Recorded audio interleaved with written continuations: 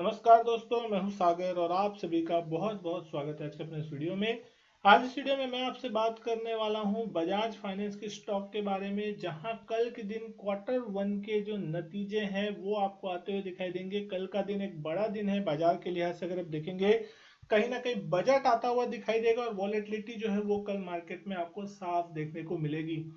आज इस वीडियो की शुरुआत करें उससे पहले एक सीधा सीधा डिस्क्लेमर है कि ये वीडियो में हम जो भी बात करें वो सिर्फ और सिर्फ एक एजुकेशनल पर्पस के लिए है। यहाँ पे खरीदने बेचने या ट्रेडिंग की कोई भी राय नहीं है। ये सिर्फ और सिर्फ एक एजुकेशनल पर्पस के लिए वीडियो है। तो यहाँ पे हम सिर्फ और सिर्फ एनालिसिस करने की कोशिश करेंगे कि स्टॉक आखिर अभी फिलहाल करता क्या दिखाई दे रहा है। अगर हम बात करें वीडियो में बजाज फाइनेंस के बारे में, तो आप देख सकते हैं लगभग आधा परसेंट से ज्यादा की गिरावट के साथ स्टॉक 6,900 के नीचे क्लोज होता हुआ दिख रहा है। दिन की अगर आप रेंज देख रहे हैं, 6,958 दिन की हाईएस्ट रेंज थी और 6,849 रुपए दिन की लोअर रेंज। तो कहीं ना कहीं ऊपरी लेवल से आज दिन भर यहाँ पे आपको एक सेलिंग प्रेशर देखने मिला और दिन के लोएस्ट पॉइंट के आसपास ही कहीं ना कहीं क्लोज होता हुआ आपको देखने मिल रहा है। ये स्टॉक पिछले 2-3 सालों से एक रेंज बाउंड अंडर परफॉर्मर रहा है। कहीं ना कहीं मार्केट में जो भी रैली हुई है उसमें उतना ज्यादा पार्टिसिपेट नहीं किया और एक रेंज में है।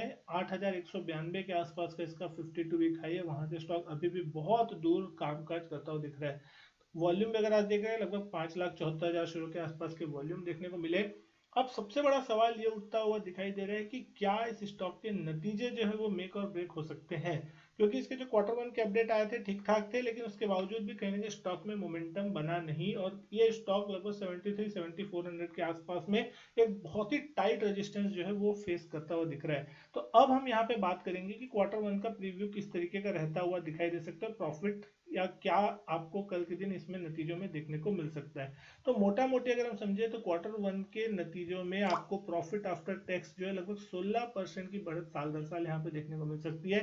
नेट इंटरेस्ट इनकम में भी आपको एक स्ट्रॉन्ग ग्रोथ की उम्मीद मार्केट मान के चल रहा है, ये एक्सपेक्टेशन है, ये आप मान के चल सकते हैं। अब यहाँ पे अगर हम देख रहे हैं क्वार्टर ऑन क्वार्टर इंडिकेट कर रहा है 16% जो है प्रॉफिट आफ्टर टैक्स में बढ़त देखने मिल सकती है। 26% एनआईआई ग्रोथ यहाँ पे आपको देखने को मिल सकती है, क्योंकि यहाँ पे अगर हम देख रहे हैं 10% more new loans and 30% increase in AUM देखने को मिला था, जो क्वार्टर 1 के अपडेट्स आते हुए दिखाई देते वहां पे। यहाँ अगर हम बात करें पिछले मार्च क्वार्टर का जो प्रॉफिट था वो लगभग 3,824 करोड़ के आसपास का देखने को मिल रहा था। यहाँ पे कोटक एक्सपेक्ट कर रहा है लगभग 10% का एनआईएम बढ़ सकता है। नेट इंटरेस्ट मार्जिन जो है 10% के आसपास का देखने को मिल सकता है। तो कहीं ना कहीं स्टेबल ग्रोथ की उम्मीद है, नॉर्मल नंबर्स की उम्मीद है, तो ज्यादा यहाँ पे तोड़फोड़ नंबर्स नहीं और कोई बड़े ज्यादा सरप्राइज की उम्मीद यहाँ पे मार्केट कर नहीं रहा है। लेकिन पिछले कुछ दिनों में यहाँ पे आपको वैल्यूएशन वाइज अगर हम देखेंगे तो स्टॉक एक अच्छी खासी अट्रैक्टिव वैल्यूएशन के आसपास देखने मिलता है। 4.25 लाख करोड़ के आसपास का मार्केट कैप देखने मिलता है। 233 रुपए के आसपास की ईपीएस है। और अगर आप देखेंगे पिछले 3-4 सालों में ईपीएस लगभग लगभग यहाँ से एक अच्छी खासी बढ़त देखने को मिली पिछले 3-4 साल में, लेकिन प्राइस जो है वो स्टेबल है। पी रेशियो देखें 29.5 के आसपास का है। प्राइस टू बुक में भी देखें तो 5.58। तो कहीं ना कहीं अगर हम देखें तो वैल्यूएशन वाइज एक अट्रैक्टिव जोन में आता हुआ दिखाई दे, क्योंकि कहीं ना कहीं हिस्टोरिकल वैल्यूएशन पी रेशियो के हिसाब से अगर आप देखते हैं तो 40, 50, 60 के पी पे भी स्टॉक ट्रेड करता था। अब यहाँ पे जो सबसे बड़ा कंसर्न निकल के आ रहा है पूरे एनबीएफसी और बैंकिंग सेक्टर के लिए, एक तो रेट कट कब होगा ये चीज, साथ ही साथ अभी जो चीजें निकल के आ रही है बजट का भी एक इम्पैक्ट हो सकता है कि कहीं टैक्स ना बढ़ जाए या कुछ ऐसी चीज ना हो जाए जिसके ऊपर मार्केट पे इम्पैक्ट आता हुआ दिखाई दिए।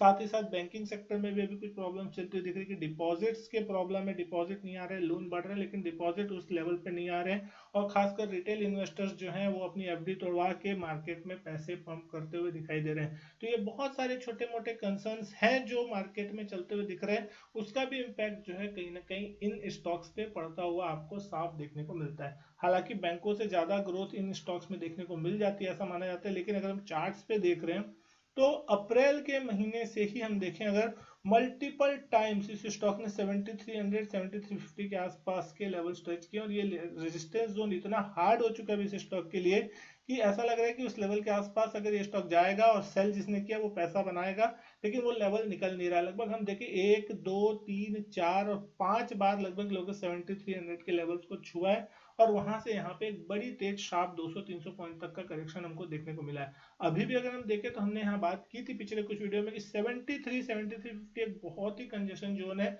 और अगर उस लेवल को पार करेगा तो डेफिनेटली यहाँ पे एक बड़ा ब्रेकआउट होगा। लेकिन जब जब ये स्टॉक उस लेवल के आसपास तक जाता है, उस लेवल से इसने रेजिस्टेंस फेस किया और करेक्शन देखने को मिला है। 4-5 जुलाई के आसपास जब क्वार्टर वन के अपडेट्स भी आए तो इस स्टॉक ने 7300 के आसपास के लेवल छुए। उसके बाद से लगातार करेक्शन जो है पिछले 8-10 ट्रेडिंग सेशन से अगर आप देख रहे हैं चलता हुआ दिखाई दे रहा है। और आज एक इंपॉर्टेंट सपोर्ट जोन जो था लगभग 6900 के आसपास का, वो लेवल को भी इस स्टॉक ने तोड़ दिया और उसके नीचे जाके बंद होता हुआ फिलहाल आज के दिन देखने को ये स्टॉक मिल रहा है। अब सबसे इंपॉर्टेंट चीज ये है कि क्या ये स्टॉक यहाँ से रिकवर होगा या गिरेगा। तो कहीं ना कहीं ट्रेंड जो है वो बेरिशनेस की तरफ फिर से बढ़ता हुआ देखने को मिल रहा है।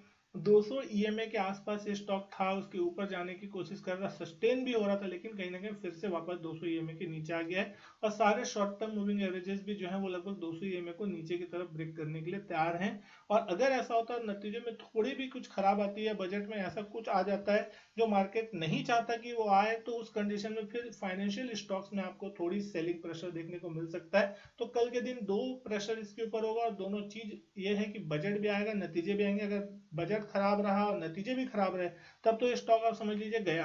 अगर बजट खराब रहा, नतीजे अच्छे रहे, तो कहीं ना कहीं स्टॉक एक गिरावट के बाद संभलने की कोशिश कर सकता है। बजट अच्छा रहा और साथ साथ नतीजे भी अच्छे रहे तो फिर ये स्टॉक जो है आपको आउट परफॉर्म करता हुआ शायद दिखाई दे, और वो भी तब जब 7300 का लेवल पार होगा तब। तो अभी यहाँ से तो लगभग 400-450 पॉइंट की दूरी है, तो ये चीज तो आपके लिए मुश्किल हो गई। लेकिन कम से कम शॉर्ट टर्म में 7000-7100 का जोन जो है वो इसके लिए इंपॉर्टेंट रेजिस्टेंस जोन होगा। उसको बाद ही हम बात कर सकेंगे कि शायद ये स्टॉक ऊपर जाए। नीचे की तरफ ये स्टॉक लगभग 6600 तक की एक बार के लिए डाउन साइड देख सकता है, अगर यहाँ पे थोड़ी भी कोई खराब नतीजे आते हैं। अब देखने वाली चीज होगी कि आफ्टर मार्केट नतीजे आएंगे या मार्केट के दौरान। अगर आफ्टर मार्केट नतीजे आते हैं तो इसका जो इम्पैक्ट होगा वो आपको परसों यानी गुरुवार के दिन सुबह सुबह गैप अप या गैप डाउन के रूप में देखने को मिलेगा। तो कल हम बात करेंगे किस तरीके के नतीजे इस कंपनी के आते हुए दिखाई दे रहे हैं और कौन सा इंपॉर्टेंट लेवल इस स्टॉक के लिए हो सकता है। अब यहाँ पे जिस तरीके से लगातार मार्केट में रैली हो चुकी है, तो बहुत से लोगों का ये कहना है ये स्टॉक अगर आप देख भी रहे हैं तो पिछले 3-4 सालों से ये एक जोन में बना हुआ है। 8000 रुपए, 8200 रुपए एक बहुत ही स्ट्रॉन्ग रेजिस्टेंस है। इसने 8000 का पहला लेवल जो था लगभग सितंबर 21 में लगाया था, और उसके बाद से स्टॉक 8000 के आसपास 2 से 3 बार गया है, लेकिन उस लेवल के आसपास यहाँ पे रेजिस्टेंस बना है। और नीचे की तरफ अगर हम सपोर्ट की बात करें तो 5500-5600 एक बहुत स्ट्रॉन्ग अच्छा सपोर्ट है।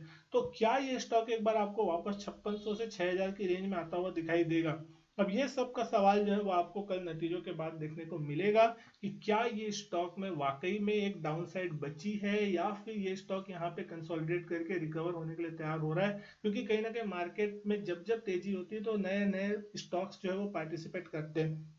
तो अभी तक पिछले 1-1.5 सालों में जो रैली हुई है उस रैली में इस स्टॉक ने उतना ज्यादा पार्टिसिपेशन नहीं दिया, और खासकर थोड़ी भी स्टॉक अगर मार्केट रुकता है तो ये स्टॉक में करेक्शन आपको शार्प देखने को मिल रहा है। तो वो चीज आप यहाँ साफ समझ सकते हैं कि कहीं ना कहीं 8000-8200 के लेवल से स्टॉक में एक बड़ा करेक्शन भी आया था, एक स्टेबिलिटी बनने की कोशिश हो रही है।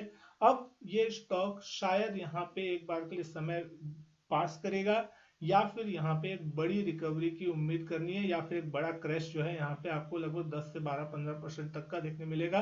और क्या ये स्टॉक 6000 के लेवल पे आएगा? 6000 के लेवल तक अगर ये आता है तो डेफिनेटली लॉन्ग टर्म इन्वेस्टर जिनका 2 साल 3 साल 5 साल का नजरिया है, मार्केट पे पॉजिटिव है सेंटिमेंट, वो वहां पे सेग्रीगेटेड वे एसआईपी के रूप में थोड़ा थोड़ा करके निवेश कर सकते हैं। वो एक ज्यादा अच्छा नजरिया होगा।